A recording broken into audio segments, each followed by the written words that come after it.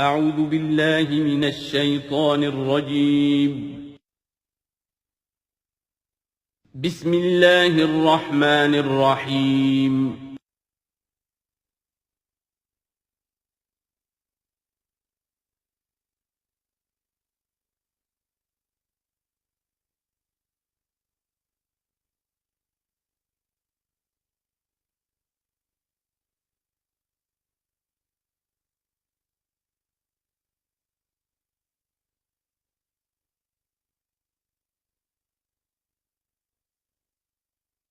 اعوذ باللہ من الشیطان الرجیم بسم اللہ الرحمن الرحیم الم تروا ان اللہ سخر لکم ما فی السماوات وما فی الارض واسبغ علیکم نعمہ ظاہرۃ وباطنہ ومن الناس من یجادل فی اللہ بغیر علم ولا ہدی ولا کتاب منیر صدق اللہ العظیم۔ کیا تم نے دیکھا نہیں کہ اللہ تعالیٰ نے تمہارے لیے مسخر کر دیا ہے جو کچھ کے آسمانوں میں ہے اور جو کچھ کے زمین میں ہے؟ یعنی یہ کہ آسمان کے اندر سورج ہے، چاند ہے، یہ سب تمہاری ضرورتیں بہم پہنچانے میں لگے ہوئے ہیں۔ سورج کی تمازت ہے جس سے تمہاری فصلیں پکتی ہیں، اسی سے ہواؤں کا نظام چل رہا ہے، بارشوں کا برسنا، یہ سارا معلوم ہوتا ہے کہ تمہارے لیے یہ سب بستر بچھایا ہے اللہ نے اور ساری تمہاری ضرورتیں پوری کی ہیں۔ وَأَسْبَغَ عَلَيْكُمْ نِعَمَهُ، اور اس نے تم پر اپنی ساری نعمتیں مکمل کر دی ہیں، پوری کر دی ہیں۔ ظاہرۃ و باطنۃ، یہ نعمتیں ظاہری بھی ہیں، باطنی بھی ہیں، جو باہر سے نظر آتی ہیں، دکھتی ہیں، جن کو ہم استعمال کرتے ہیں۔ بہت سی نعمتیں وہ جن کا ہمیں احساس ہی نہیں ہے، ہمارے وجود کے اندر کیا کچھ اللہ تعالی نے ودیعت کیا ہوا ہے اس کا ہمیں پوری طرح احساس بھی نہیں۔ وَمِنَ النَّاسِ مَن يُجَادِلُ فِي اللَّهِ بِغَيْرِ عِلْمٍ، یہ آیت آ چکی ہے سورہ حج میں۔ لوگوں میں سے کچھ ایسے بھی ہیں جو جھگڑتے ہیں اللہ کے معاملے میں یا اللہ کے بارے میں یا اللہ کی احکام کے بارے میں، اللہ کی آیات کے بارے میں، بغیر اس کے کہ بغیر علم کہ ان کے پاس کوئی علم ہو، ولا ہدن، نہ کوئی رہنمائی اور ہدایت ہے، ولا کتاب منیر، نہ کوئی روشن کتاب ہے۔ وَإِذَا قِيلَ لَهُمُ اتَّبِعُوا مَا أَنزَلَ اللَّهُ قَالُوا بَلْ نَتَّبِعُ مَا وَجَدْنَا عَلَيْهِ آبَاءَنَا، اور جب ان سے کہا جاتا ہے کہ پیروی کرو اس کی جو اللہ نے نازل فرمایا ہے، قرآن اتارا ہے، اس کی پیروی کرو۔ قالوا، وہ کہتے ہیں، بل نتبع ما وجدنا علیہ آباءنا، بلکہ ہم تو پیروی کریں گے اس کی کہ جس کو پر ہم نے پایا ہے اپنے آباء و اجداد کو۔ اور آج کل خاص طور پر یہ لوک ورثہ اور ہماری پرانی روایات، قومی روایات اور ہماری جو ہیں ہر علاقے کا ایک کلچر ہے، اس کلچر کو زندہ کیا جائے، کروڑ ہر روپیہ ان چیزوں میں صرف کیا جاتا ہے۔ اولو کان الشیطان یدعوہم الی عذاب السعیر، خواہ شیطان ان کو پکار رہا اور بلا رہا ہو، یہ جو باتیں بنا رہے ہیں در حقیقت یہ شیطان کی دعوت ہے، اس کی تبلیغ ہے در حقیقت جس کو انہوں نے قبول کیا ہے۔ وہ یدعوہم الی عذاب السعیر، اور وہ انہیں بلا رہا ہے اس جہنم کے عذاب کی طرف۔ وَمَن يُسْلِمْ وَجْهَهُ إِلَى اللَّهِ وَهُوَ مُحْسِنٌ، اور جس شخص نے اپنا چہرہ اللہ کے سامنے جھکا دیا، تابع فرمان کر دیا اپنے چہرے کو الی اللہ، اللہ کی جانب، وَهُوَ مُحْسِنٌ، اور وہ احسان کی روش اختیار کرے، فَقَدِ اسْتَمْسَكَ بِالْعُرْوَةِ الْوُثْقَىٰ، تو اس نے تو مضبوط تھام لیا ہے، مضبوط کنڈے کو، اس کا ہاتھ پڑ گیا ہے۔ یہ سورہ بقرہ میں بھی یہ الفاظ آئے تھے آیت الکرسی کے فوراً بعد۔ فَمَن يَكْفُرْ بِالطَّاغُوتِ وَيُؤْمِن بِاللَّهِ فَقَدِ اسْتَمْسَكَ بِالْعُرْوَةِ الْوُثْقَىٰ وَإِلَى اللَّهِ عَاقِبَةُ الْأُمُورِ، اور تمام معاملات کا انجام آخر کار اللہ ہی کے ہاتھ میں ہے، اللہ ہی تک اس کو لوٹا دیا جائے گا۔ وَمَن كَفَرَ فَلَا يَحْزُنكَ كُفْرُهُ، اور اے نبی جو کفر کر رہا ہے تو آپ اس کے کفر اور کفر کے لیے جو وہ بھاگ دوڑ کر رہا ہے اس سے آپ پریشان نہ ہو، دلگیر نہ ہو۔ الینا مرجعہم، میری طرف ان سب کو لوٹنا ہے، فننبئہم بما عملوا، ہم انہیں اچھی طرح بتا دیں گے، جتلا دیں گے جو کچھ کہ انہوں نے کیا تھا۔ ان اللہ علیم بذات الصدور، یقیناً اللہ تعالیٰ تو جو کچھ سینوں میں چھپا ہوا ہے اس سے بھی واقف ہے۔ نمتعہم قلیلا، ہم انہیں ذرا تھوڑی دیر کے لیے ساز و سامان دے رہے ہیں، دنیا کے اندر یہ مزے لے لیں، مزے لوٹ لیں۔ ثم نضطرهم الى عذاب غلیظ، پھر ہم انہیں کشاں کشاں لے آئیں گے، کھینچ کر پکڑ کر لے آئیں گے اس عذاب کی طرف جو بہت گاڑھا ہے۔ وَلَئِن سَأَلْتَهُم مَّن خَلَقَ السَّمَاوَاتِ وَالْأَرْضَ لَيَقُولُنَّ اللَّهُ، اور جب اگر آپ ان سے پوچھیں کس نے پیدا کیا آسمان اور زمین تو وہ کہیں گے اللہ نے۔ قُلِ الْحَمْدُ لِلَّهِ، کہیے الحمدللہ، ساری حمد بھی پھر اسی کی ہے۔ بل اکثرهم لا يعلمون، لیکن یہ کہ ان کی اکثریت علم نہیں رکھتی۔ للہ ما فی السماوات والارض، آسمان اور زمین میں جو کچھ ہے وہ اللہ کے لیے ہے، اللہ ہی کا ہے، اللہ کی ملکیت ہے، یہ لام تملیک ہے، اللہ کی ملکیت ہے ہر وہ شے جو بھی کچھ ہے آسمانوں میں اور زمین میں۔ ان اللہ هو الغنی الحمید، یقیناً وہ غنی ہے، اسے کوئی احتیاج نہیں، اور حمید ہے، بڑی خوبیوں والا ہے، اپنی ذات میں ستودہ صفات ہے۔ وَلَوْ أَنَّ مَا فِي الْأَرْضِ مِنْ شَجَرَةٍ أَقْلَامٌ، اور اگر جتنے بھی زمین میں درخت ہیں وہ قلم بن جائیں، والبحر، اور سمندر جو ہے وہ سیاہی بن جائے، جیسے میں یہ مضمون سورہ کہف میں بھی آ چکا ہے۔ قُلْ لَوْ كَانَ الْبَحْرُ مِدَادًا لِكَلِمَاتِ رَبِّي وَلَنَفِدَ الْبَحْرُ قَبْلَ أَن تَنفَدَ كَلِمَاتُ رَبِّي وَلَوْ جِئْنَا بِمِثْلِهِ مَدَدًا، اگر پورا سمندر جو ہے میرے رب کے کلمات کو لکھنے کے لیے سیاہی بن جائے تو وہ سیاہی سمندر ختم ہو جائے گا، لیکن یہ کہ میرے رب کے کلمات ختم نہیں ہوں گے، چاہے اتنا ہی سمندر اور لے آیا جائے۔ وہی مضمون یہاں بھی آ رہا، اور یہ بات نوٹ کی ہے، میں نے کئی مرتبہ آپ کو بتائی ہے کہ اہم مضامین قرآن مجید میں کم سے کم دو جگہ ضرور ملتے ہیں۔ وَلَوْ، اب وہاں پر صرف سیاہی کا تذکرہ تھا، یہاں سیاہی کے ساتھ قلم۔ وَلَوْ أَنَّ مَا فِي الْأَرْضِ مِنْ شَجَرَةٍ أَقْلَامٌ، اگر جتنے بھی درخت زمین میں ہیں وہ سب کے سب قلم بن جائیں۔ وَالْبَحْرُ، اور سیاہی جو ہے یہاں پہ اب محظوظ سمجھیے مدادن، اور بحر جو ہے سمندر جو ہے وہ سیاہی کی شکل اختیار کر لے۔ یمدہ من بعدہ سبعۃ ابحر، اور اس سیاہی کو پھر مزید پھیلائے اور بڑھائے 7 سمندر اور اس کے اندر جو ہے ڈال دیے جائیں، ما نفدت کلمات اللہ، اللہ تعالیٰ کی کلمات ختم نہیں ہوں گے۔ اور یہ میں عرض کر چکا ہوں، اس سے مراد کیا ہے کہ ہر شے جو اس کائنات میں ہے اللہ تعالیٰ کے کلمہ کن کا ظہور ہے، تو گویا کہ یہ تمام مخلوقات جو ہے کلمات اللہ ہے۔ اس اعتبار سے ظاہر بات ہے کہ احصاء کرنا ممکن ہی نہیں، اور آج کچھ نہ کچھ ہمیں اندازہ ہے کہ یہ کائنات کتنی وسیع و عریض ہے۔ ابھی تک بڑی سے بڑی ٹیلیسکوپس ایجاد کرنے کے باوجود trillions and trillions and trillions of light years تک تو ہم نے دیکھ لیا ہے، لیکن کائنات کا سرا ابھی ہمیں نظر نہیں آیا کہ یہ شروع کہاں ہوتی ہے ختم کہاں ہوتی ہے۔ تو اس سے اندازہ کریں اللہ تعالیٰ کی خلاقی کا اور اس کی مخلوقات کتنی ہیں۔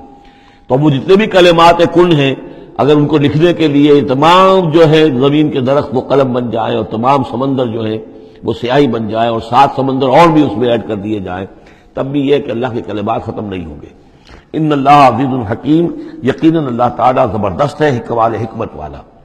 اب ادھر تو اس میں تو اللہ تعالیٰ کی تخلیق کی وسعت اور عظمت کا تذکرہ ہو گیا۔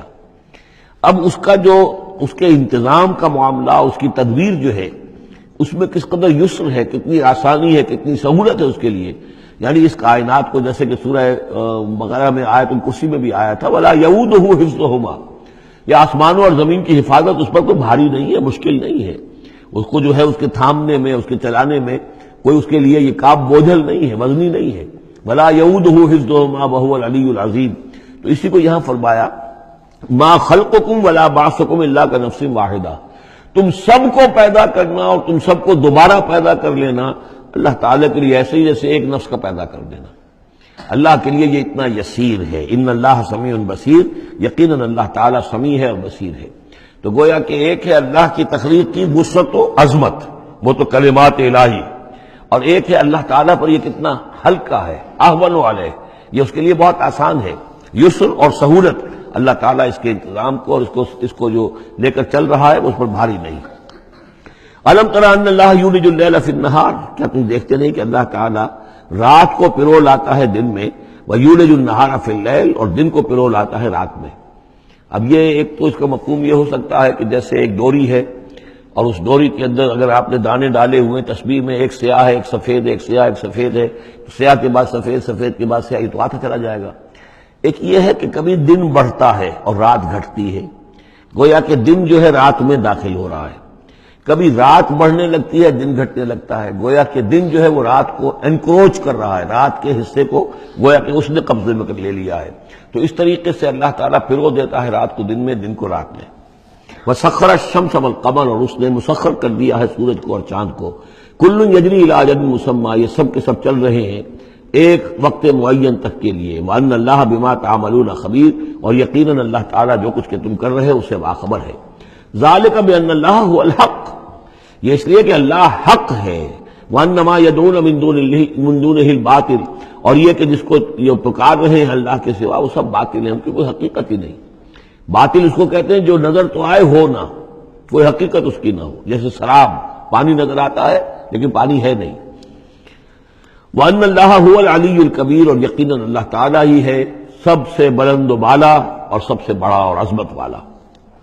أَلَمْ تَرَ أَنَّ الْفُلْكَ تَجْرِي فِي الْبَحْرِ بِنِعْمَتِ اللَّهِ لِيُرِيَكُم مِّنْ آيَاتِهِ، کیا تم دیکھتے نہیں کہ کشتیاں چلتی ہیں سمندر میں یا دریا میں اللہ کی نعمتوں کو لے کر؟ ظاہر بات ہے ٹرانسپورٹ جو ہوتی تھی پہلے بہت بڑی، وہ سمندروں میں کشتیوں سے، دریاؤں میں بھی۔ لِيُرِيَكُم مِّنْ آيَاتِهِ، تاکہ وہ تمہیں دکھائے اپنی آیات میں سے۔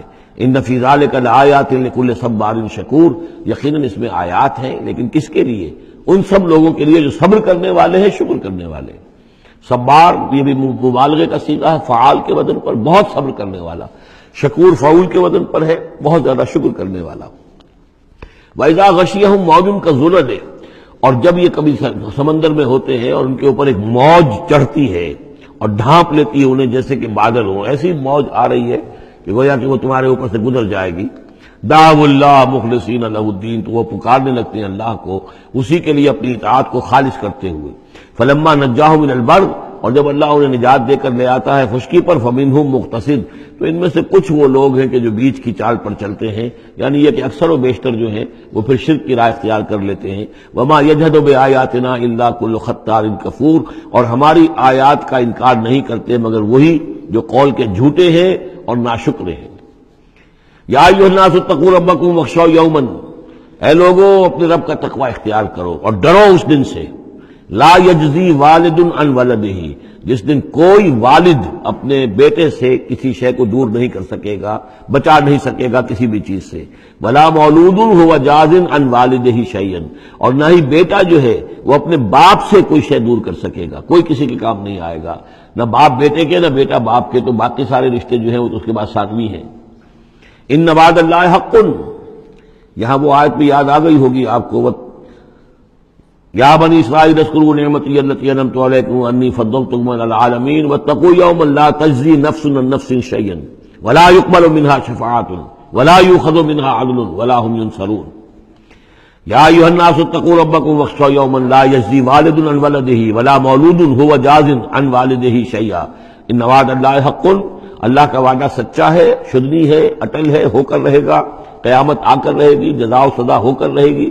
فلا تغرنکم الحیات الدنیا، تو دیکھو تمہیں نہ دھوکے میں ڈال دے یہ دنیا کی زندگی، تم اسی کے اوپر ریجھ جاؤ، اسی میں مگن ہو جاؤ، اسی میں گم ہو جاؤ، تو گویا کہ یہ تمہارے لیے پھر دھوکے کی ٹٹی بن گئی کہ اصل زندگی سے تمہیں جو ہے ذہناً جو ہے اس نے غافل کر دیا۔ ولا یغرنکم باللہ الغرور، اور دیکھنا وہ دھوکے باز تمہیں اللہ تعالیٰ کی شان غفاری کے حوالے سے دھوکہ نہ دے۔ یہ شیطان آ کر یہ بھی کہتا ہے کہ اللہ تو بڑا غفار ہے، تم نے کیا کیا، کچھ چھوٹے سے گناہ تھوڑے سے کیے، اللہ کی مغفرت تو بہت وسیع ہے، خامخواہ کاہے کو گھبراتے ہو، کاہے کو توبہ کرتے ہو۔ تو یہ جو ہے اللہ کی رحیمی، اللہ کی شان غفاری کا حوالے سے دھوکے میں دینا انسان کو۔ ولا یغرنکم باللہ الغرور ان اللہ عندہ علم الساعہ، اللہ ہی ہے کہ جس کے پاس ہے قیامت کا علم کہ قیامت کب آئے گی۔ ساعہ اور قیامہ، اس کے فرق کو ذہن میں رکھیے۔ گھڑی وہ معین گھڑی جبکہ زلزلہ ہوگا اور یہ اجرام سماویہ جو ہیں وہ ایک دوسرے سے ٹکرائیں گے اور پہاڑ جو ہیں روئی کے گالوں، یہ ساعہ ہے جس میں کہ ہلاکت ہوگی دنیا کی آخری۔ اور پھر باس بادل موت کے بعد جو دن آنا ہے وہ قیامہ ہے۔ قیام کہتے ہیں کھڑے ہونے کو، اس دن کھڑے ہوں گے لوگ اور حاضر ہوں گے اپنے رب کے حضور میں۔ تو عام طور پر ہم قیامت کا لفظ جب بولتے ہیں تو ساعت کی جگہ پر بولتے ہیں۔ قرآن کی جو پرٹیکولر اپنی ٹرمینالوجی ہے اس میں یہ ساعہ ہے، وہ گھڑی کہ جس میں ہلچل ہوگی اور یہ جو بھی کچھ ہونا ہے جس کا کہ نقشہ کھینچا گیا، القاریہ والقاریہ وما ادراک ما القاریہ، یہ ہے الساعہ۔ لیکن پھر جب باس بعد الموت کے بعد جب کھڑے ہونا ہے قبروں سے نکل کر اللہ کے حضور میں، تو یہ ہوگا قیامہ، کھڑے ہونے کا دن۔ ان اللہ عندہ علم الساعہ، وہ ساعت کب آئے گی اس کا علم صرف اللہ کے پاس ہے۔ وَيُنَزِّلُ الْغَيْثَ، وہی بارش برساتا ہے۔ وَيَعْلَمُ مَا فِي الْأَرْحَامِ، وہ جانتا ہے جو کچھ کے رحموں میں ہے، ماں کے پیٹ میں کیا ہے وہ جانتا ہے۔ وَمَا تَدْرِي نَفْسٌ، اور کوئی جان نہیں جانتی ماذا تکسب غدا، کہ کل وہ کیا کمائی کرے گی۔ وَمَا تَدْرِي نَفْسٌ، اور کوئی جان نہیں جانتی بِأَيِّ أَرْضٍ تَمُوتُ، کہ کس زمین میں اس کی موت واقع ہوگی۔ ایک شخص ہے اپنے ملک سے صرف چند دن کے لیے کہیں باہر گیا، وہیں انتقال ہو گیا، اسے کبھی گمان بھی نہیں ہو سکتا تھا۔ سال ہر سال سے کہیں مقیم ہے، وہاں موت نہیں آئی، اور کہیں گیا ہے اور وہاں موت آ گئی۔ تو کوئی نہیں جانتا کس زمین میں اس کی موت واقع ہوگی. ان اللہ علیم الخبیر، یقیناً اللہ تعالیٰ علیم اور خبیر ہے. یہ جو 5 چیزیں یہاں گنوائی گئی ہیں، اس میں آج کل بڑا اشکال ہے، اور لوگ کہتے ہیں کہ یہ آپ پتہ چل جاتا ہے کہ ماں کے رحم میں جو ہے، ماں کے پیٹ میں بیٹا ہے یا بیٹی ہے. اس کے 2 اعتبار سے اس کو سمجھ لیجئے. اس آیت میں 5 چیزوں کا ذکر ہے. پہلی چیز میں حصر کا اسلوب ہے کہ یہ چیز صرف اللہ کو معلوم ہے، اگرچہ یہاں یہ نہیں لکھا ہوا ہے کہ اللہ کے سوا کوئی نہیں جانتا، پھر بھی چونکہ حصر کا اسلوب ہے. ان اللہ عندہ علم الساعہ، یقیناً اللہ ہی ہے جس کے پاس ہے قیامت کا علم، ساعت کا علم. اس میں بھی گویا کہ نفی ہو گئی کہ کوئی اور نہیں جانتا. 2 آخری چیزوں میں بھی نفی ہے، وما تدری نفس ماذا تکسب غدا، کوئی نہیں جانتا کہ کل وہ کیا کمائے گا. اس میں بھی کیٹیگوریکل نفی ہے اس کی. وما تدری نفس بأی ارض تموت، یہ بھی پھر کیٹیگوریکل نفی ہے کہ نہیں کوئی جانتا، کوئی جان نہیں جانتی کہ کہاں اس کی موت واقع ہوگی. لیکن 2 چیزیں جو ہے کیٹیگوریکل ڈینائل نہیں ہے. وَيُنَزِّلُ الْغَيْثَ، اللہ بارش برساتا ہے. یہ کہاں لکھا؟ نہ یہاں اس حصر کا اسلوب ہے، نہ یہ لکھا ہے کہ یہ کام جو ہے صرف اللہ کرتا ہے. اسی طرح یعلم ما فی الارحام، اللہ جانتا ہے جو کچھ کے رحموں میں ہے. اب یہ نہیں لکھا کہ کوئی اور نہیں جانتا. اس اعتبار سے قرآن مجید کے الفاظ جو ہیں ان کے اوپر تو اعتراض وارد ہو ہی نہیں سکتا. البتہ اعتراض اگر کچھ وارد ہوتا تو ایک حدیث پر ہوتا ہے. حدیث میں یہ آیا ہے کہ حضرت جبرائیل نے جب پوچھا تھا کہ مجھے قیامت کے بارے میں بتائیے، تو اس میں سے ایک روایت میں یہ الفاظ آئے ہیں کہ فی 5 لا یعلمہن الا اللہ. یہ قیامت کا علم جو ہے یہ تو ان 5 چیزوں میں سے ہے جنہیں اللہ کے سوا کوئی نہیں جانتا، اور وہاں حضور نے یہ ساری چیزیں گنوائی ہیں. اس کا جو ہے جواب وہ یہ ہے کہ رحم میں کیا ہے اس کا صرف ایک پہلو ہمیں معلوم ہوا ہے کہ وہ بیٹا یا بیٹی ہے. باقی جو کچھ ہے اس کے نہ معلوم کتنے پہلو ہیں، کتنا ذہین ہے، کس قدر فطین ہے، اس کے اندر کیا اوصاف ہے، اس میں کیا صلاحیتیں ہیں، شقی ہے یا سعید ہے، نیکوکار ہوگا بدکار ہوگا، کیا پتہ ہے، یا ہوگا یا ہوگی. تو اس سے یہ کہ اس کی جو حدیث کا بھی معاملہ ہے اس کی بھی جو ہے اس کی توضیح موجود ہے، اس پہ کسی گھبرانے کی ضرورت نہیں ہے. ان اللہ علیم الخبیر، یقیناً اللہ تعالی علیم اور خبیر ہے. سورۃ السجدہ، اب یہ سورہ مبارکہ آئی ہے، یہ 3 رکوعوں پر مشتمل ہے، اور اس میں بڑا ردم بہت تیز ہے.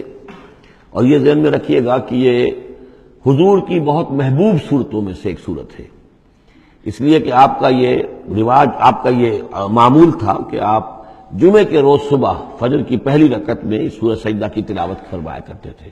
تو جن صورتوں کے ساتھ حضور کو خاص طور پر کوئی تعلق خاطر تھا اضافی طور پر، تو اس کا ہمیں اسی سے اندازہ ہوتا ہے کہ نمازوں میں آپ جو زیادہ پڑھتے تھے، تو فجر کی نماز جمعے کے دن اس میں بالعموم آپ کا یہ معمول تھا کہ یہ سورہ سجدہ جو ہے پوری 3 رکوع پورے جو ہے وہ پہلی رکعت میں پڑھتے تھے، اور دوسری رکعت کے اندر سورۃ الدہر. یا پھر یہ کہ کبھی کبھی ایسا ہوتا تھا کہ پہلی صورت میں سورہ جمعہ اور دوسری میں سورہ منافقون، وہ 2 رکوعوں کی صورتیں ہیں، لیکن یہ جو ہے یہ صورت خاصی طویل ہے. الف لام میم تنزیل الکتاب لا ریب فیہ من رب العالمین، اس کتاب کا اتارا جانا ہے کہ جس میں کوئی شک نہیں، کوئی فریب نہیں، رب العالمین کی طرف سے ہے. ہم یقولون افترا، کیا یہ کہتے ہیں کہ یہ محمد نے خود گھڑ لی ہے صلی اللہ علیہ وسلم، خود لکھ لی ہے. بل هو الحق من ربک، نہیں، یہ الحق ہے تیرے رب کی طرف سے. لتنذر قوما ما اتاهم من نذیر، تاکہ خبردار کر دیں آپ اے نبی اس قوم کو کہ جس کے پاس کوئی نبی پہلے نہیں آیا، کوئی خبردار کرنے والا نہیں آیا. حضرت اسماعیل سے لے کر اور حضرت محمد تک بڑے طویل عرصے تک کوئی نبی اس نسل میں نہیں آیا، اس قوم میں نہیں آیا. لعلہم یہتدون، آپ خبردار کریں انہیں شاید تاکہ وہ ہدایت پائیں، شاید کہ وہ ہدایت پائیں، تاکہ وہ ہدایت پائیں. اللہ الذی خلق السماوات والارض وما بینہما فی 6 ایام، اللہ وہ ہے کہ جس نے پیدا کیا آسمانوں کو اور زمین کو اور جو کچھ ان دونوں کے مابین ہے 6 دنوں میں. ثم استوى علی العرش، پھر وہ متمکن ہو گیا تخت حکومت پر، تخت پر. ما لکم من دونہ من ولی، نہیں ہے تمہارے لیے اس کے مقابلے میں من ولی ولا شفیع، یہاں دون کا لفظ جو ہے مقابلے میں، اس کے خلاف، یعنی جب کہ وہ پکڑے تمہیں سزا دینا چاہے تو اس کے اس فیصلے کے کوئی آڑے نہیں آ سکتا، نہ کوئی ولی اور نہ کوئی شفیع. افلا تتذکرون، تو کیا تم تذکر نہیں کرتے، سمجھتے نہیں ہو، عقل سے کام نہیں لیتے. یدبر الامر من السماء الى الارض، وہ تدبیر کرتا ہے امر کی آسمان سے زمین کی طرف. ظاہر بات ہے کہ اللہ تعالیٰ کے جو فیصلے ہوتے ہیں اور اس میں ایک تو ہے 1000 سال کا ایک نقشہ ہے جو اللہ بناتا ہے، پلاننگ ہے، جو اللہ کا ایک دن ہے.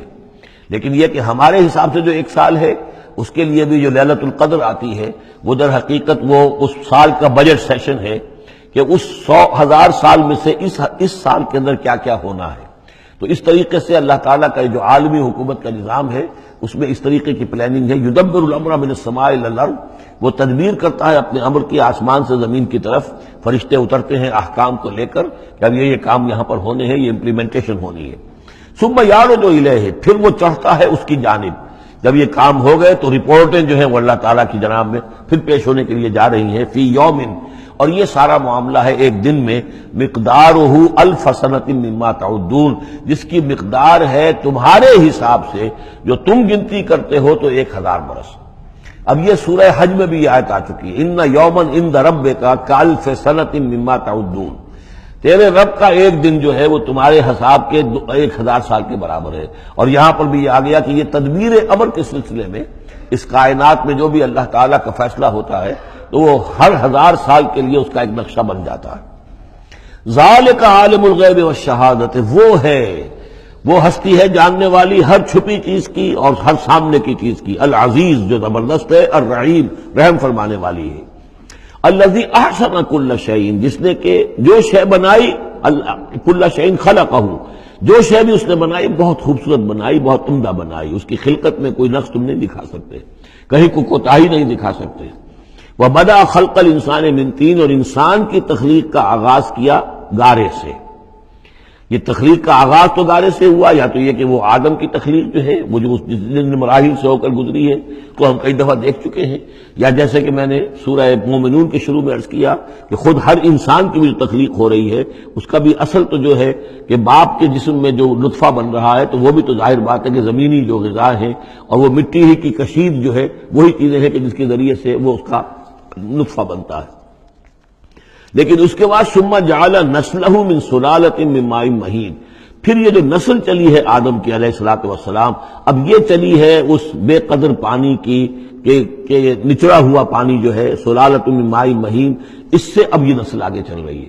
پہلا مرحلہ آدم کا مٹی سے آدم تک، اب آدم سے آگے جو تناسل کا معاملہ چل رہا ہے نوع انسانی کا، ریپروڈکشن جس نظام سے ہو رہی ہے اس کا یہ نسل جو ہے اس میں یہ ذریعہ بن رہا ہے.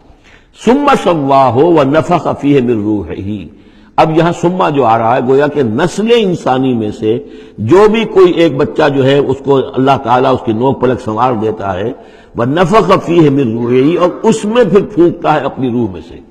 یہ میں عرض کر چکا ہوں کہ یہ حدیث نبوی سے جو بڑی پختہ حدیث ہے حضرت عبداللہ ابن مسعود رضی اللہ تعالیٰ عنہ سے، اس میں یہ ہے کہ 40 دن نطفے کی شکل ہے، 40 دن مضغہ ہے، بلکہ درمیان میں علقہ ہے، اور پھر 120 دن کے بعد اللہ تعالیٰ فرشتے کو بھیجتا ہے جو اس میں روح پھونکتا ہے. وَنَفَخَ فِيهِ مِن رُوحِهِ وَجَعَلَ لَكُمُ السَّمْعَ وَالْأَبْصَارَ وَالْأَفْئِدَةَ، اور اس نے تمہارے لیے بنا دیے ہیں کان بھی اور آنکھیں بھی اور تمہیں عقل بھی دی ہے، یا دل بھی، جو بھی چاہے کہہ لیں، اس لیے کہ دل کی بھی ایک عقل ہے اور ایک عقل حیوانی ہے. قَلِيلًا مَا تَشْكُرُونَ، بہت ہی کم ہے جو شکر تم کرتے ہو. وَقَالُوا أَإِذَا ضَلَلْنَا فِي الْأَرْضِ أَإِنَّا لَفِي خَلْقٍ جَدِيدٍ، اور یہ کہتے ہیں کہ جب ہم زمین میں گم ہو جائیں گے، رل مل جائیں گے، مٹی ہو کر مٹی میں مل جائیں گے، تحلیل ہو جائیں گے. اور آج کا کوئی نوجوان کہے گا جبکہ اس کے تو ایٹم جو ہے وہ بھی منتشر ہو گئے، اس کے الیکٹرانز بھی پتہ نہیں کہاں سے کہاں گئے، اب اسی کے جسم سے کھاد بن گئی ہے، وہ جس کا جسم کھاد بن گیا ہے، اور وہ کھاد جو ہے وہ پلانٹس کے اندر آ گئی ہے، اور وہ پلانٹس جو ہیں وہ بکری نے کھا لیے ہیں، اور بکری سے کہیں سے کہاں پہنچ گئے، کیسے جمع ہوں گے اس کے اجزاء. وَقَالُوا إِذَا ضَلَلْنَا فِي الْأَرْضِ، جب ہم زمین کے اندر گم ہو جائیں گے، کھوئے جائیں گے، أَإِنَّا لَفِي خَلْقٍ جَدِيدٍ، کیا پھر ہمیں ایک نئی تخلیق جو ہے عطا ہو جائے گی. بل ہم بلقاء ربہم کافرون، حقیقت میں یہ اپنے رب کی ملاقات کا انکار کر رہے ہیں، کیونکہ انہیں معلوم ہے کہ ان کے کرتوت کیا ہیں. ظاہر بات ہے جس کے دل کے اندر اللہ کے لیے خلوص اور محبت ہے اور دل را دل رہیس، تو اسے یہ بھی یقین ہوگا میرا پروردگار بھی مجھ پر شفقت فرمائے گا، رحم فرمائے گا. آپ اگر مخلص ہیں اللہ کے ساتھ تو اللہ تعالیٰ کی طرف سے بھی رحمت کی امید ہوگی، تو پھر تو انسان ملنا چاہے گا. یہ لوگ انکار کرنا چاہتے ہیں اللہ سے ملاقات کا، اعتراض یہ کر رہے ہیں کیسے ہو سکتا ہے، کیسے پیدا ہو سکتے ہیں. حالانکہ بے وقوف یہ دیکھیں کہ اگر تمہیں وہ پہلی مرتبہ پیدا کر سکتا ہے تو دوبارہ پیدا کرنا کیسے مشکل ہوگا. تو تمہیں پہلے بھی پیدا کیا، زمین ہی سے اجزاء آئے ہیں، سارے ایٹمز وہیں سے آئے ہیں، وہیں سے ہو کر تمہارے وجود جو ہے وہ بنا ہے. قل یتوفاکم ملک الموت الذی وکل بکم، کہہ دیجئے کہ تمہیں قبض کر لے گا وہ فرشتہ جو موت کا فرشتہ ہے، جو تم پر مقرر کر دیا گیا ہے، ثم الی ربکم ترجعون، پھر تم اپنے رب کی طرف لوٹا دیے جاؤ گے۔ وَلَوْ تَرَىٰ إِذِ الْمُجْرِمُونَ نَاكِسُو رُءُوسِهِمْ، اور کاش کہ تم دیکھ سکو وہ منظر جبکہ یہ مجرم کھڑے ہوں گے سر ڈالے ہوئے اپنے پروردگار کے سامنے، ربنا ابصرنا وسمعنا، وہ کہیں گے پروردگار اب ہم نے دیکھ لیا، حقیقت ہم پر منکشف ہو گئی، اب ہم نے سن لیا، ہر بات جو ہے ہم نے پا لی، فرجینا، تو ایک دفعہ ہمیں دنیا میں لوٹا دے، نعمل صالحا، اب ہم نیک عمل کریں گے، انا موقنون، اب ہمیں یقین آ گیا، ایمان کیا، ایمان سے بھی آگے کی بات، اب تو پورا یقین ہمیں حاصل ہو گیا۔ وَلَوْ شِئْنَا لَآتَيْنَا كُلَّ نَفْسٍ هُدَاهَا، اگر اسی طرح ہم نے ہدایت دینی ہوتی پردے اٹھا کر تو دنیا ہی میں ہم سب کو جو ہے ہدایت دے دیتے۔ اب فائدہ جو ہے اب ایمان لانے کا کوئی فائدہ نہیں ہے، اب تو جزا کا وقت ہے، یہ اب وہ امتحان کا وقت ختم ہو چکا۔ وَلَوْ شِئْنَا لَآتَيْنَا كُلَّ نَفْسٍ هُدَاهَا وَلَٰكِنْ حَقَّ الْقَوْلُ مِنِّي، لیکن میری طرف سے تو یہ میرا فیصلہ جو ہے یہ ثابت ہو چکا ہے، پختہ ہے، صادر ہو چکا ہے، لَأَمْلَأَنَّ جَهَنَّمَ مِنَ الْجِنَّةِ وَالنَّاسِ أَجْمَعِينَ، کہ میں جہنم بھی تو میں نے بنائی ہے نا، آخر اس کے لیے بھی مجھے ایندھن چاہیے، تو اب تو یہ کہ تم لوگ اس کا ایندھن بنو گے، اب تو میں جنات اور انسان جو بھی تھے، جو باغی تھے ہمارے، اب ان کو اس جہنم کے اندر جھونک کر رہیں گے۔ فَذُوقُوا بِمَا نَسِيتُمْ لِقَاءَ يَوْمِكُمْ هَٰذَا، اب چکھو ذرا مزہ اس چیز کا جو تم نے آج کے دن کی ملاقات کا انکار کیا یا اسے نظر انداز کیے رکھا، انا نسیناکم، ہم نے بھی اب تمہیں نظر انداز کر دیا، اب ہم سے بات نہ کرو، لا تکلمون، اب ہم سے بات نہ کرو، وذوقوا عذاب الخلد بما کنتم تعملون، اور جو کچھ تم کرتے رہے اس کی پاداش میں اب ہمیشگی والا عذاب چکھو۔ انما یؤمن بآیاتنا الذین اذا ذکروا بها، میری ایمان رکھنے والے تو ہماری آیات پر وہ لوگ ہیں کہ جب انہیں ہماری آیات کے ذریعے سے تذکیر کی جاتی ہے، نصیحت کی جاتی ہے، انہیں سنائی جاتی ہے، خروا سجدا، وہ سجدے میں گر پڑتے ہیں، وہ سبحوا بحمد ربہم، اور وہ اپنے پروردگار کی حمد کے ساتھ تسبیح کرتے ہیں، وہم لا یستکبرون، اور وہ گھمنڈ نہیں کرتے، تکبر نہیں کرتے۔ یہ آیت سجدہ ہے۔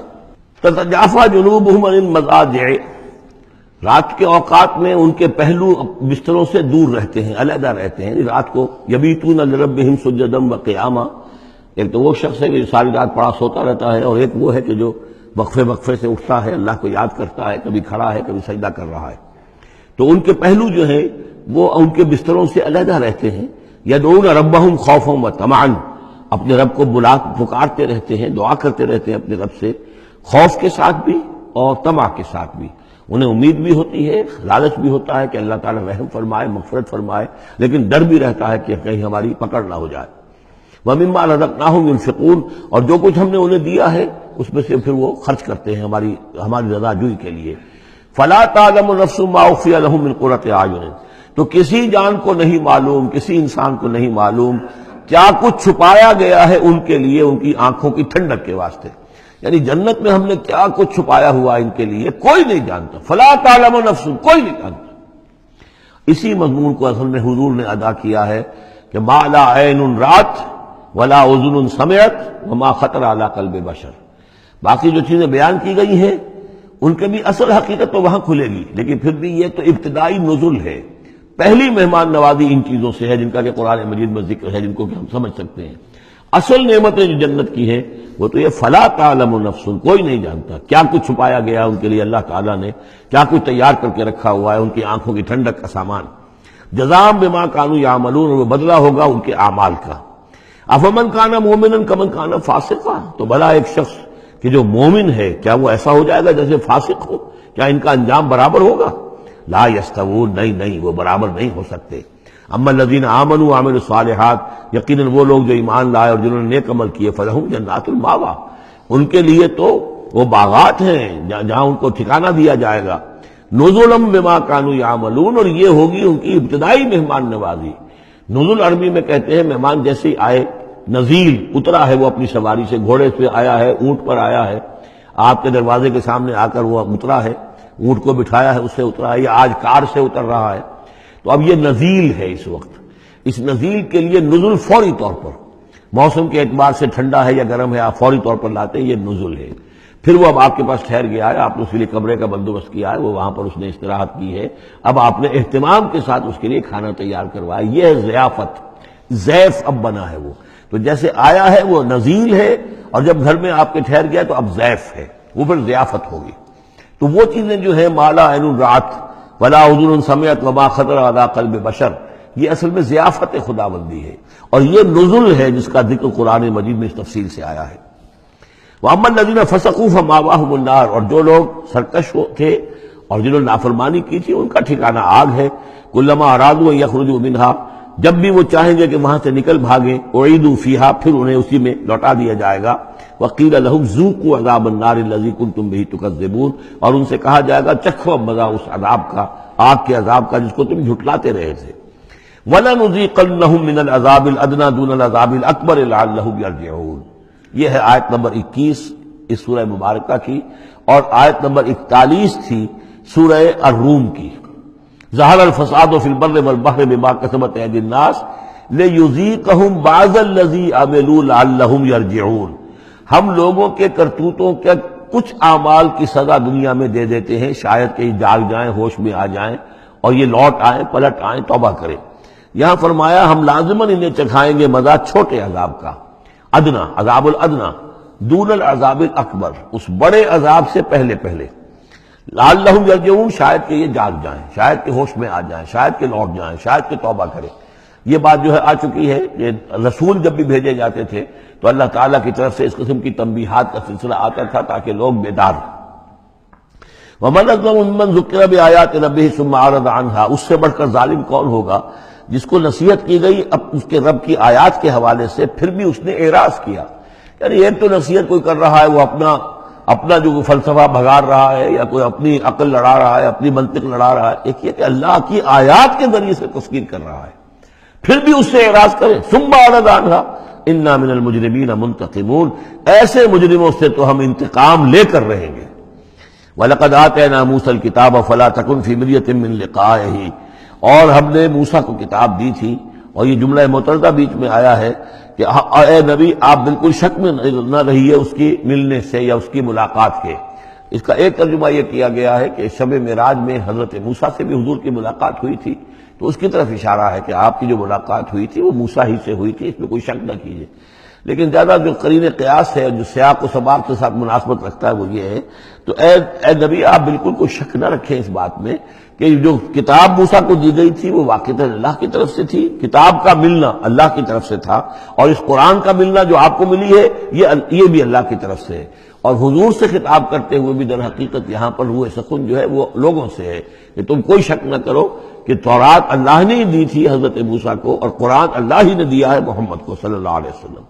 وَجَعَلْنَاهُ هُدًى لِبَنِي اسرائیل، اور اس کو ہم نے ٹھہرایا تھا، بنا دیا تھا ہدایت، رہنمائی بنی اسرائیل کے لیے۔ وَجَعَلْنَا مِنْهُمْ أَئِمَّةً يَهْدُونَ بِأَمْرِنَا لَمَّا صَبَرُوا، اور ان میں سے پھر ہم نے ایسے امام اٹھائے، پیشوا اٹھائے، رہنما اٹھائے کہ جو لوگوں کو ہمارے حکم سے وہ ہدایت کرتے تھے، رہنمائی کرتے تھے، تورات کی تعلیم کرتے تھے، تورات سمجھاتے تھے، نیکی کا حکم دیتے تھے، امر بالمعروف نہی منکر کرتے تھے، لما صبروا، لیکن یہ کام وہ کر سکتے تھے جب خود صبر کی روش اختیار کر لیں۔ اگر آدمی اپنی تمام توانائیاں اور قوتیں زیادہ سے زیادہ عیش، زیادہ سے زیادہ دولت جمع کرنے پر کرے گا تو وقت کہاں سے لائے گا ان کاموں کے لیے؟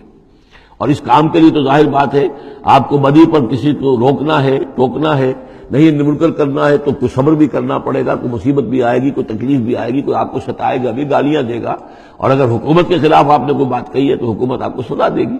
لہذا صبر کے بغیر یہ کام نہیں ہوتے۔ وَجَعَلْنَا مِنْهُمْ أَئِمَّةً يَهْدُونَ بِأَمْرِنَا، اب ہر شخص کے ہم میں سے یہ خواہش پیدا ہونی چاہیے کہ اللہ تعالیٰ ہمیں بھی، اگر بنی اسرائیل میں سے اللہ تعالیٰ نے بہت سے لوگ ایسے اٹھا دیے جن کی یہ تعریف کی جا رہی ہے، جعلنا منہم ائمۃ یہدون بامرنا لما صبروا، اللہ تعالیٰ ہمیں توفیق دے کہ ہم بھی اس امت مسلمہ میں اسی کام کے کرنے والے بن جائیں تاکہ لوگوں کو خیر کی طرف بلائیں، حق کی طرف دعوت دیں، لیکن اس کے لیے اپنے لیے صبر اختیار کرنا ضروری ہے۔ کم سے کم اپنا جو ہے اسٹینڈرڈ آف لیونگ رکھیں تاکہ یہ کہ ہم اپنا وقت سپیئر کر سکیں، جس کو تبلیغی بھائی کہتے ہیں تفریغ الاوقات، اوقات فارغ نہیں کریں گے اپنے، سارا وقت تو لگا ہوا ہے آپ پیسہ کمانے میں اس لیے کہ اس کے ایک خاص قسم کا معیار زندگی بنا لیا ہے، اور اس کو مینٹین کرنے کے لیے اب جتنا کچھ آپ کو چاہیے اب دن رات ایک کریں گے تو آپ اپنے اس معیار زندگی کو مینٹین کر سکتے ہیں۔ گویا کہ اب ہم اس معیار زندگی کو پوج رہے ہیں، ہمارے پاس اب وقت ہی نہیں ہے، صلاحیت کہاں لگائیں، کس وقت میں لگائیں، کیا کام کریں۔ لیکن صبر کی روش ہوگی اور پھر قرآن مجید کے ساتھ وہ تعلق ہوگا تو پھر انشاءاللہ تعالیٰ اللہ تعالیٰ نے انسان میں بڑی صلاحیتیں رکھی ہیں، بڑی قوتیں رکھی ہیں، مسجود ملائک بنایا ہے، اللہ کے کریشن کا کلائمیکس ہے یہ، تو اللہ تعالیٰ کی یوں سمجھیے کہ تخلیق کا نقطہ عروج ہے، تو اس کے اندر صلاحیتیں ہیں۔ آدمی ارادہ کر لے، ہمت کرے، فیصلہ کر لے تو پھر یہ کہ اللہ تعالیٰ جو ہے اس کے لیے راستے کھول دیتا ہے۔ وَجَعَلْنَا مِنْهُمْ أَئِمَّةً يَهْدُونَ بِأَمْرِنَا لَمَّا صَبَرُوا وَكَانُوا بِآيَاتِنَا يُوقِنُونَ، ایک تو یہ کہ صبر کرے اور ہماری آیات کے اوپر پورا یقین ہو۔ إِنَّ رَبَّكَ هُوَ يَفْصِلُ بَيْنَهُمْ يَوْمَ الْقِيَامَةِ فِيمَا كَانُوا فِيهِ يَخْتَلِفُونَ، یقیناً آپ کا رب فیصلہ کرے گا ان کے مابین قیامت کے دن ان تمام چیزوں میں جن میں یہ اختلاف کر رہے تھے۔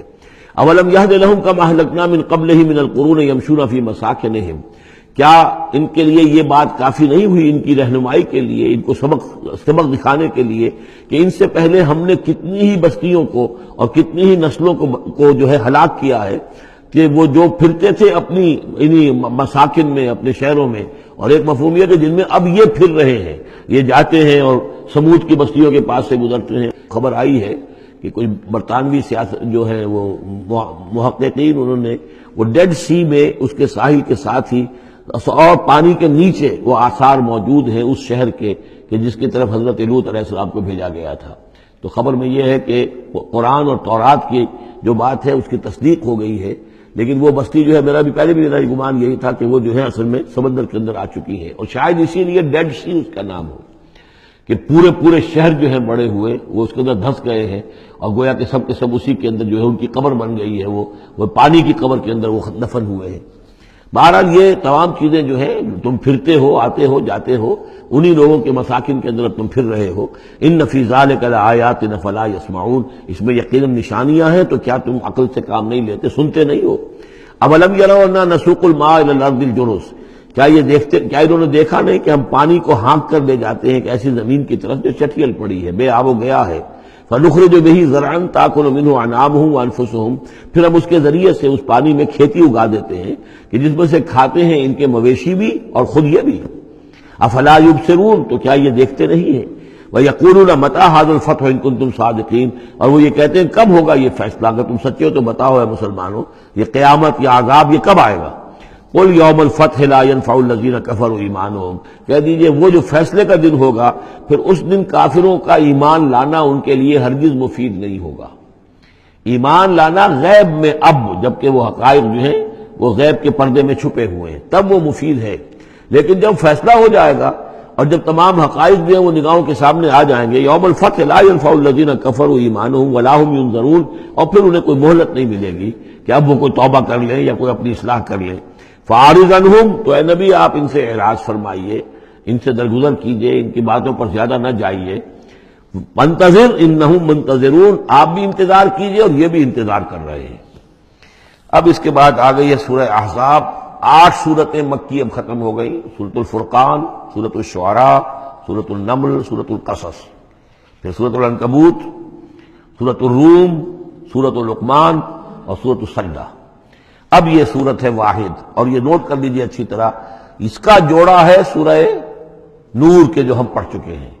پہلے 14 سورتوں کے بعد ایک سورت آئی مدنی، سورہ نور، اب 8 مکی صورتوں کے بعد ایک سورت آئی ہے، یہ سورہ احزاب، اور اتنی گہری مناسبت ان کے مضامین میں، معاشرتی احکام، زمانہ نزول کے اعتبار سے یہ 1 سال پہلے نازل ہوئی ہے سورہ نور سے، یہ سن 5 زمانہ نزول ہے، وہ سن 6 زمانہ نزول ہے۔ چنانچہ جو معاشرتی احکام آئے ہیں ان میں بھی آپ کو یہ ترتیب ملے گی کہ پردے کے ابتدائی احکام اس صورت میں آئے ہیں، اور پردے کے ابتدائی احکام سے مراد کیا ہے؟ گھر سے باہر نکلتے ہوئے عورت کو کیا کرنا ہے، مسلمان عورت کو کیا کرنا ہے، گھر سے باہر کا پردہ کیا ہے۔ لیکن گھر کے اندر جو پردہ ہے، سطر ہے اس کا ذکر جو ہے وہ یہ سورہ نور کے اندر تھا جو ہم پڑھ چکے ہیں۔ اس کے محرم کون کون ہیں، گھر میں کون آ سکتا ہے، باقی سب جو ہے نامحرم۔ وہ گھروں میں ہمارا جو نظام بنا تھا کہ بیٹھک باہر ہوتی تھی، جو بھی مہمان آیا ہے، کوئی آیا باہر ٹھہرے گا، اندر نہیں جائے گا۔ باہر کا ایک مردانہ حصہ ہے مکان کا، پھر وہ ایک ڈیوڑی ہوتی تھی، ڈیوڑی میں سے اندر پھر زنانہ ہے۔ خواتین آئیں گی تو اندر جائیں گی، باقی مرد جو ہے وہ باہر ٹھہریں گے، اندر نہیں جائیں گے۔ ہمارے ہاں کی وہ مکس جو ہے وہ معاشرت نہیں تھی، مخلوط معاشرت نہیں تھی۔ تو اس میں یہ ہے کہ جو نامحرم ہے وہ وہاں رہیں گے، باہر بیٹھک میں بیٹھیں گے، اور جو محرم ہے وہ اندر جا سکتا ہے۔ اس جو گھر کی خاتون ہے، خاتون خانہ ہے، اس کا بھائی ہے، اس کا بھتیجا ہے، اس کا بھانجا ہے، اس کے والد ہیں، اس کا چچا ہے، وہ ہے، ٹھیک ہے، وہ محرم ہے، وہ گھر کے اندر جا سکتے ہیں۔ یہ سارے احکام اس میں دیے گئے۔ سورہ نور کا اور سورہ احزاب کا ایک فرق یہ ہے کہ سورہ احزاب میں اگرچہ جنگ کے معاملے میں کچھ تذکرہ تو ہے، لیکن کسی جنگ کا وہاں پر ذکر موجود نہیں ہے۔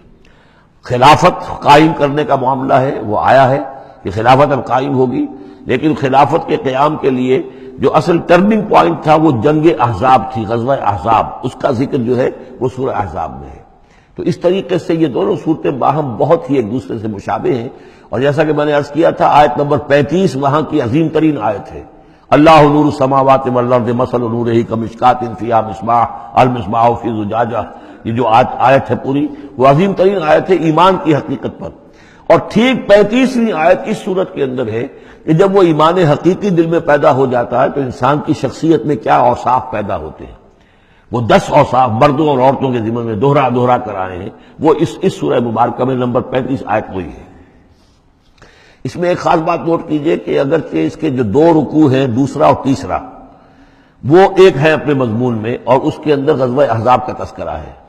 پہلا رکوع جو ہے وہ پھر چوتھے کے ساتھ جا کر ملے گا، جیسے کہ ہم نے دیکھا تھا سورہ توبہ کے اندر بھی کہ پہلا رکوع پھر چوتھے کے ساتھ جا کر ملتا تھا، اس کے مضامین جو ہے اس کے ساتھ ملتے تھے۔ درمیان میں جو ہے 2 رکوع آ گئے تھے کہ جو 1 سال پہلے نازل ہوئے، جو کہ یعنی فتح مکہ سے پہلے نازل ہوئے، لیکن اس کے بعد وہ جو نازل ہوئے ہیں سن 9 کے اندر، اس کے اندر جو ہے وہ پہلا رکوع کی 6 آیات اور اس کے بعد پھر چوتھا اور 5واں رکوع ہے۔ بالکل وہی آپ کو ترتیب یہاں ملے گی، اس لیے کہ قرآن کا اسلوب یہ ہے کہ خاص جو موضوع ہوتا ہے کسی صورت کا، اس سے متعلق آیات کو پہلے نکال کر رکھ دیتے ہیں۔ جیسے سورہ انفال میں بھی ہم نے دیکھا یسألونک عن الانفال قل الانفال للہ والرسول، اگرچہ وہاں پھر بات کو چھوڑ دیا گیا، پھر جا کر وہ صورت کے وسط میں مضمون آ رہا ہے۔ اس میں ایک خاص جو مضمون آیا ہے وہ یہ ہے کہ حضور صلی اللہ علیہ وسلم نے جو شادی کی حضرت زینب سے رضی اللہ تعالی عنہ، حالانکہ حضرت زینب جو ہے اس سے پہلے حضور ہی کی فرمائش پر ان کی شادی کی گئی تھی حضرت زید ابن حارثہ سے۔ زید ابن حارثہ رضی اللہ تعالی عنہ حضور کے غلام تھے، اور حضور نے انہیں آزاد کر کے اپنا بیٹا بنا لیا تھا، تو محبت بہت تھی حضور کو حضرت زید ابن حارثہ سے۔ لیکن یہ ہے کہ ایک تو منہ بولا بیٹے کی کا قرآن میں نفی آ گئی کہ منہ بولے بیٹے کی کوئی حیثیت نہیں ہے، اسلام میں اس کی کوئی قانونی اور شریعت کے اندر اس کا کوئی مقام نہیں۔ بیٹا تو وہی ہے کہ جو آپ کے صلب سے ہے۔ دوسرے یہ کہ اب منہ بولے بیٹے کی بیوی جب حضرت زید نے طلاق دی تو آیا منہ بولے بیٹے کی بیوی سے کوئی شخص جو ہے وہ نکاح کر سکتا ہے؟ کیا وہ محرمات عبدیہ میں سے ہے؟ تو عرب میں رواج یہ تھا کہ چونکہ وہ منہ بولے بیٹے کو بھی سمجھتے تھے کہ جیسے اصلی بیٹا ہے، تو جیسے یہ کہ جو سلبی بیٹا ہے اس کی بیوی سے اگر اسے طلاق دے دی ہو یا فرض کیجیے بیٹا فوت ہو گیا ہو، تب بھی یہ ہے کہ اس کی جو بیوی ہے بیوہ ہے یا مطلقہ ہے، اس سے وہ شخص شادی نہیں کر سکتا، شوہر جو فوت ہو گیا ہے یا جس نے طلاق دی اس کا باپ۔ تو یہاں پر اس پہ بڑا طوفان اٹھا، بلکہ یہ کہ حضور کو خود اندیشہ تھا۔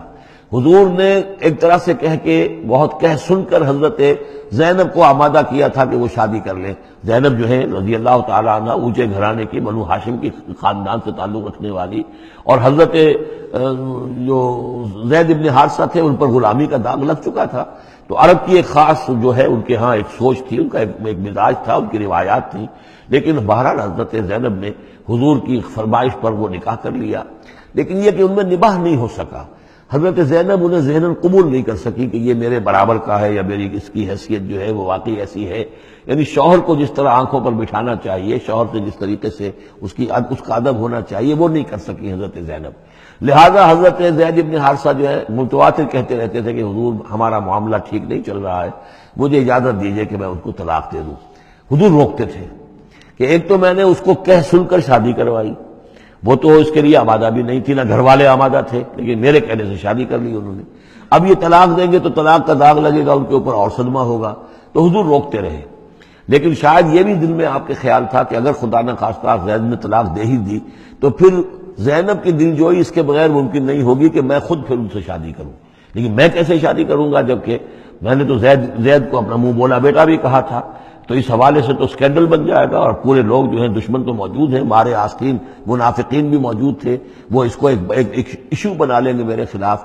یہ ہے پس منظر جو پہلے رکوع میں آ رہا ہے۔ یا ایھا النبی اتق اللہ، اے نبی اللہ کا تقوی اختیار کیجئے۔ ولا تطع الکافرین والمنافقین، اور کافروں اور منافقوں کی باتیں نہ مانیے۔ میں آپ کو اطاعت امر صرف حکم دینے کو نہیں کہتے بلکہ مشورے کو بھی کہتے ہیں، اور اطاعت صرف کسی کا حکم ماننے کو نہیں کہتے، کسی کی بات کو وزن دینا، توجہ سے سننا، یہ بھی اس میں شامل ہے۔ ولا تطع الکافرین والمنافقین، آپ ان کافروں اور منافقین کی بات کا دھیان نہ کریں۔ ان اللہ کان علیما حکیما، یقیناً اللہ تعالی علیم ہے اور حکیم ہے۔ واتبع ما یوحی الیک من ربک، اور پیروی کیجئے اس کی کہ جو آپ کی طرف، آپ کے رب کی طرف سے وحی کی جا رہی ہے۔ ان اللہ کان بما تعملون خبیرا، اور جو کچھ تم کرتے ہو اللہ اس سے واقف ہے۔ وتوکل علی اللہ، اور اللہ پر توکل کیجئے۔ وکفی باللہ وکیلا، اور اللہ ہے کافی ہے آپ کے توکل کے لیے، آپ کے لیے سہارا۔ یعنی یہ کہ آپ لوگوں کی جو پروپیگنڈا ہوگا اس کا اندیشہ ہے آپ کو، اس کا بالکل دھیان نہ کیجئے۔ ما جعل اللہ للرجل من قلبین فی جوفہ، اللہ تعالیٰ نے کسی انسان کے دل میں دو دل نہیں رکھے، کسی کے سینے میں، کسی کے پیٹ میں۔ یہاں پہ جوف جو ہے خالی جگہ کو کہتے ہیں، تو سینے کے اندر، کیونکہ یہ کیویٹی کہلاتی ہے، چیسٹ کیویٹی، اور پھر دوسری جو ہے ایبڈومینل کیویٹی ہے، تو اس میں دو دل نہیں رکھے ہیں، مگر دل ایک ہی ہوتا ہے۔ اسی طریقے سے گویا کہ بات کہی جا رہی ہے، کہنے کو تو ہم کہہ دیتے ہیں کہ دل ہے اور ہمارے دل یکجا ہو گئے ہیں، دل سے دل مل گیا، لیتا تو دل ہی رہتا ہے، ایک ہی رہتا ہے انسان کا اپنا دل۔ لیکن اسی طریقے سے کسی شخص کی دو مائیں نہیں ہوتی، ماں تو وہی ہوتی ہے جس نے اس کو جنا ہے، اور کسی شخص کا بیٹا جو ہے، بیٹا وہی ہوتا ہے جو اس کی صلب سے پیدا ہوا ہو۔ باقی یہ ہے کہ منہ بولا بیٹا جو وہ بیٹا نہیں بن جاتا۔ وما جعل ازواجکم اللہ، اور نہیں اللہ نے بنایا ہے تمہاری ان بیویوں کو، اللہ تظاہرون منہن، کہ جن سے تم زہار کر بیٹھتے ہو۔ یا زہار کا مضمون سورہ مجادلہ میں آئے گا۔ عربوں میں روایت یہ تھا کہ بہت ناراض ہو گئے، بیوی سے کہہ دیا تم تو میری ماں کی طرح ہو، گویا کہ اب یہ ہمیشہ کے لیے حرام ہو گئے۔ طلاق مغلظ کا بھی مغلظ در مغلظ طلاق ہو گئی، اب وہ کسی طرح بھی اس کے لیے اس سے کوئی تعلق رکھنا جائز نہیں ہے۔ تو یہ زہار جو ہے ماں بنا دیا، کہہ دیا کہ ماں بن گئی، تو گویا کہ ماں بن گئی، لیکن اللہ تعالیٰ کے ہاں وہ ماں نہیں بنتی، ماں تو وہی ہے، جیسے کہ فرمایا وما جعل ازواجکم اللہ تظاہرون منہ امہاتہم، جن سے تم زہار کر بیٹھتے ہو، جنہیں تم یہ کہتے ہو کہ تم میری ماں کے مانند یا ماں کی پیٹھ کے مانند ہو میرے لیے، تو وہ اللہ تمہاری مائیں نہیں بن جاتی۔ وما جعل ادعیاکم ابناءکم، نہ تمہارے منہ بولو بیٹوں کو اللہ تعالیٰ نے بیٹا بنایا ہے۔ ذالکم قولکم بافواہکم، یہ تو تمہاری منہ کی باتیں ہیں، منہ سے تم نے وہ جملہ کہہ دیا، تم تو میری ماں کی مانند ہو یا ماں کی پیٹھ کے مانند ہو، اور اسی طریقے سے کہہ دیا تم میرے بیٹے ہو، بیٹا تو وہی ہوگا۔ واللہ یقول الحق، اللہ تعالیٰ حق فرما رہا ہے، وہو یہدی السبیل، اور وہی سیدھے راستے کی طرف ہدایت دینے والا ہے۔ ادعوہم لآبائہم، لوگوں کو پکارا کرو ان کے باپوں کے ساتھ، باپوں کے نام کے ساتھ، چنانچہ یہ حکم ہے۔ اگر آپ نے کسی کو لے لیا ہے، کوئی اپنے بھتیجے کو، بھانجے کو، آپ کے ہاں اولاد نہیں ہے، تو بہت سے مسائل آ جاتے ہیں، لوگ کہتے ہیں کہ میں اپنا نام لکھوا دوں اس کے باپ کی جگہ تاکہ اس کو پتہ نہ چلے، چھوٹے سے بچے کو لے آئے تو اب وہ کیا کہے گا کہ یہ میرے اصل والدین نہیں ہیں، میرے والدین تو وہ تھے، بڑا ہو کر معلوم ہوگا۔ تو ایک یہی سمجھیے کہ سائیکولوجیکل شوق جو پہنچتا ہے، اس سے بچانے کے لیے بعض لوگ سوچتے ہیں کہ ہم اپنا ہی نام درج کروا دیں وہاں پر اور اس کا نام ولدیت اسی کے، لیکن نہیں، یہ حرام مطلق ہے۔ قرآن مجید کا یہ صاف حکم ہے، قول یہ ادعوہم لآبائہم، ان کو پکارو ان کے نام، ان کے باپوں کے نام کے حوالے سے۔ اسی لیے پہلے حضرت زید کو لوگ کہتے تھے زید ابن محمد، اس لیے کہ حضور نے انہیں اپنا بنایا ہوا تھا متبنہ اور منہ بولا بیٹا۔ یہ آیتیں جب نازل ہوئی تو پھر اب وہ رہ گئے زید ابن حارثہ، دوبارہ وہ زید ابن محمد اب نہیں رہے۔ ادعوہم لآبائہم هو اقسط عند اللہ، یہی زیادہ مبنی بر انصاف ہے اللہ کے نزدیک۔ فإن لم تعلموا آباءهم فإخوانكم في الدين، اور اگر تم جانتے نہیں ان کے باپ کو، کہیں کوئی بچہ جو ہے، چھوٹا سا بچہ کہیں مل گیا ہے، معلوم نہیں، نہ اس کو ہوش تھا، ایسا ہوا ہے، پارٹیشن کے وقت بہت ہوا ہے، پوری گاڑی جو ہے آ رہی تھی، سب کے سب جو ہے وہ قتل کر دیے گئے، کوئی بچہ کہیں پر زندہ مل گیا ہے، اور ایسے لوگ، ان سے ملاقات بھی ہوئی ہے ایک صاحب سے لاہور میں، اب ان کو کسی نے لے کر پال لیا ہے، ٹھیک ہے، لیکن یہ کہ اگر اب معلوم نہیں کہ ان کے باپ کا نام کیا ہے، کوئی نہیں جانتا، نہیں ہے، اگر تم اس کے باپ کا نام نہیں جانتے، فَإِن لَمْ تَعْلَمُوا آبَاءَهُمْ فَإِخْوَانُكُمْ فِي الدِّينِ وَمَوَالِيكُمْ، وہ تمہارے دینی بھائی شمار ہوں گے اور وہ تمہارے رفیق ہیں، تمہارے موالی ہیں۔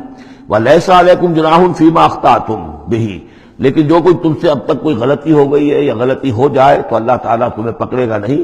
وَلَٰكِن مَا تَعَمَّدَتْ قُلُوبُكُمْ، لیکن جو بھی کچھ تم اپنے دلوں سے پورے ارادے کے ساتھ کرو گے تو اس پر یقیناً اللہ تعالیٰ جو ہے حساب لے گا. وَكَانَ اللَّهُ غَفُورًا رَحِيمًا، اور یقیناً اللہ غفور الرحیم ہے، بخشنے والا اور مہربان. النبی اولیٰ بالمؤمنین من انفسہم، یقیناً نبی جو ہے اہل ایمان کے لیے ان کی اپنی جانوں سے زیادہ محبوب ہونا چاہیے، زیادہ جو ہے حقدار ہے کہ وہ اپنی جانوں سے زیادہ حضور کی جان کی فکر کریں، حضور کی جان سے محبت رکھیں. وَأَزْوَاجُهُ أُمَّهَاتُهُمْ، اس میں یہ ہے کہ یہاں پر یوں سمجھیے کہ گویا کہ محذوف یہ ہے کہ وَهُوَ أَبٌّ لَهُمْ، یعنی حضور جو ہے رسول جو ہے وہ ان کے لیے بمنزلہ باپ ہے. اس کے لیے ایک حدیث بھی موجود ہے کہ میرا مقام تم سب کے والد کی حیثیت سے، جیسے کہ فرمایا گیا ازواجہ امہاتہم، ابھی آ رہا ہے کہ اس کی جو بیویاں ہیں نبی کی وہ تمام مسلمانوں کی مائیں ہیں. اسی لیے ہم ام المومنین حضرت عائشہ، ام المومنین حضرت خدیجہ الکبریٰ، ام المومنین حضرت صفیہ، تو یہ تمام جو ہیں صفیہ ہیں، تو یہ سب کی سب جو ہے ام المومنین ہیں. تو النبی اولیٰ بالمؤمنین من انفسہم وہو اب لہم، ان کے لیے باپ کے درجے میں ہے. بلکہ یہ کہ یہ بعض جو ابتدائی قاری تھے وہ تو اس کے ساتھ پڑھتے بھی تھے اس کو. وَأَزْوَاجُهُ أُمَّهَاتُهُمْ، اور اس کی بیویاں جو ہے وہ ان کی ماؤں کا درجہ رکھتی ہے. وَأُولُو الْأَرْحَامِ بَعْضُهُمْ أَوْلَىٰ بِبَعْضٍ فِي كِتَابِ اللَّهِ، باقی یہ ہے کہ جو رحمی رشتے ہیں، جو سگے بہن بھائی ہیں، رحمی جن کے رشتے ہیں، وہ اللہ کی کتاب میں، شریعت میں وہ ایک دوسرے سے قریب تر ہیں. یہ الفاظ آ چکے ہیں سورہ انفال کی بھی آخری آیت کہ یہ اپنے بھائیوں کے ساتھ جو بھی بھلا سلوک کرو. انصاری اور مہاجر بھائی بن گئے تھے، انہوں نے اپنی زندگی میں اپنے گھر تقسیم کر دیے یا اپنی دکانیں تقسیم کر دی، وہ ٹھیک ہے. زندگی میں جو بھی تم چاہو، الا ان تفعلوا الی اولیاءکم، تم اپنے بندوں کے ساتھ جو خیر بھی کرنا چاہو اپنے بھائیوں اور دوستوں کے ساتھ کرو. لیکن وراثت میں ظاہر بات ہے منہ بولے بھائی کا کوئی حصہ نہیں، منہ بولا بیٹے کا کوئی حصہ نہیں. اور وہ جو بنا دیے گئے تھے انصاری اور مہاجر آپس میں بھائی، وہ بھائی چارہ جو ہے وہ بھی وراثت کے اندر نہیں چلے گا. وراثت جو ہے وہ تو جو اصل رحمی رشتے ہیں انہی میں ہے. وَأُولُو الْأَرْحَامِ بَعْضُهُمْ أَوْلَىٰ بِبَعْضٍ فِي كِتَابِ اللَّهِ مِنَ الْمُؤْمِنِينَ وَالْمُهَاجِرِينَ، اہل ایمان اور مہاجرین ان سب کا معاملہ یہی ہے.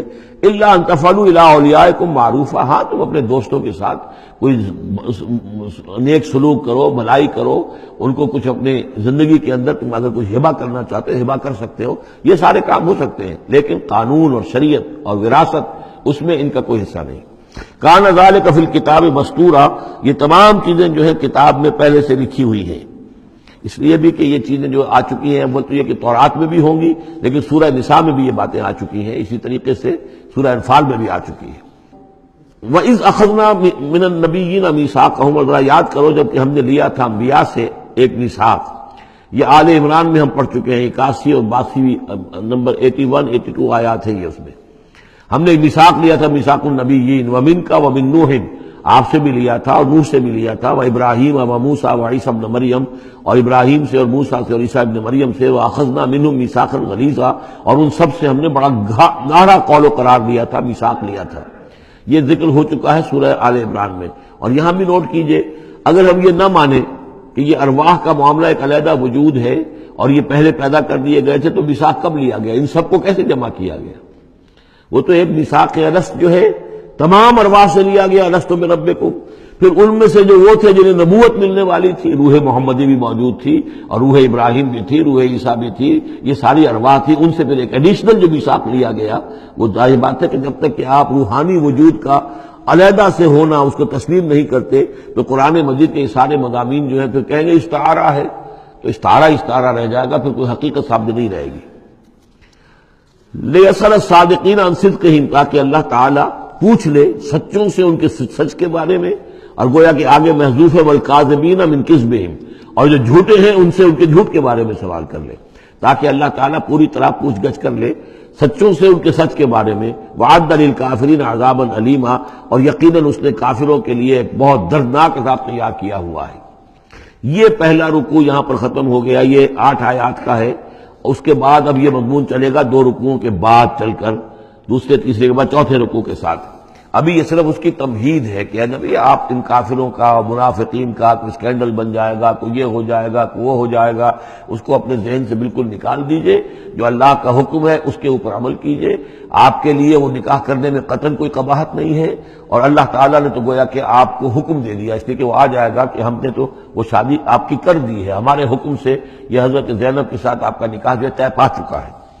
اس کے بعد 2 رکوع جو ہے ان میں ذکر ہو رہا ہے غزوہ احزاب کا۔ ہمارے پاس چند منٹ ہیں تو غزوہ احزاب کا جو تاریخی پس منظر ہے وہ میں بیان کر دیتا ہوں، باقی اس سے آگے ہم پڑھیں گے انشاءاللہ تعالی کل۔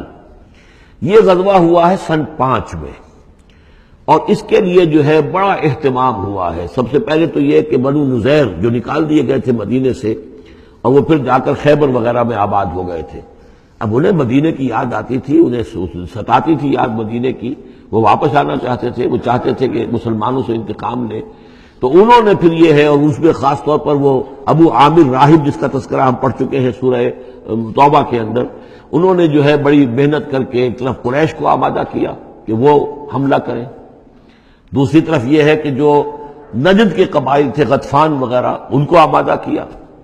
تو یہ ایک گویا سمجھیے کہ متحدہ محاذ بن کر ایک گرینڈ آرمی جو ہے وہ آئی، 12,000 کی فوج، جو عرب میں یوں سمجھیے کہ یہ کوئی انہونی سی بات تھی کہ کوئی اتنی بھی قوت، وہ شمال سے بھی آئے، جنوب سے بھی آئے، اور مغرب سے بھی آئے، مشرق سے بھی آئے۔ اس کا نقشہ تو بعد میں جب ہم پڑھیں گے تو کھل جائے گا۔